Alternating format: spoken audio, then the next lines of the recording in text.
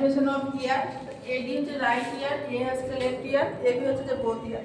যখন আমরা medicine institution করি তখন যখন 3 বছর থেকে বয়স বেশি থাকে তখন আমরা যখন দিই তখন কী করতে হয়, আমাদের পিনাটাকে আপওয়ার্ড ব্যাকওয়ার্ড করতে হয়, আর লেস দেন 3 ইয়ার্স হলে আমাদেরকে ডাউনওয়ার্ড ব্যাকওয়ার্ড করতে হয়।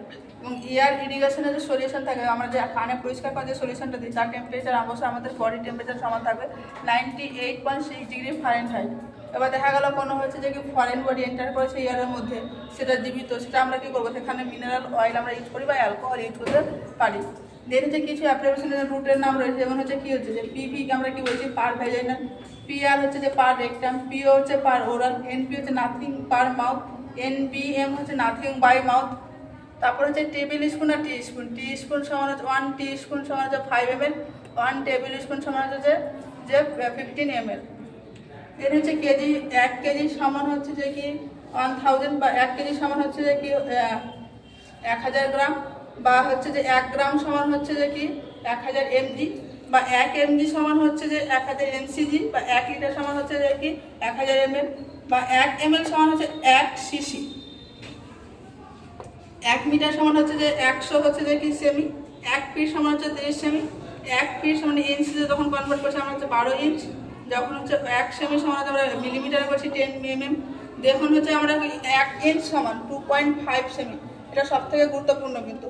তারপরে 1 কেজি সমান হচ্ছে 2.25 পাউন্ড, দেন হচ্ছে 1 কেজি ইকুয়াল টু হচ্ছে যে কি 1000 মিটার, দেন হচ্ছে 1 mile equal to 1.6 kilometre.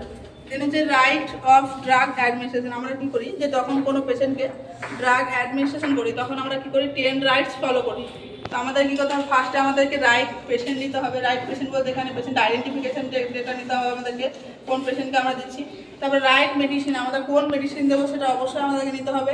Dose জানতে হবে আমাদের, রাইট ডোজ কতটা ডোজ রয়েছে এবং কোন রুটে যাবে সেই মেডিসিনটা এবং কোন টাইমে দেবো আমাদের খেতে হবে, সমস্ত জিনিসগুলো জানতে হবে। তাহলে কী কী আছে, right dose, right route, right time.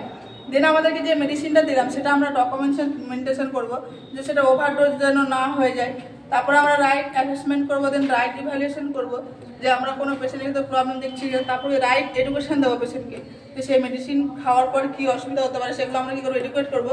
যদি কোনো পেশেন্ট বলে যে আমরা সেই মেডিসিনটা নেবো না, তাহলে পেশেন্টের কিন্তু রাইট রয়েছে রিফিউজ করার।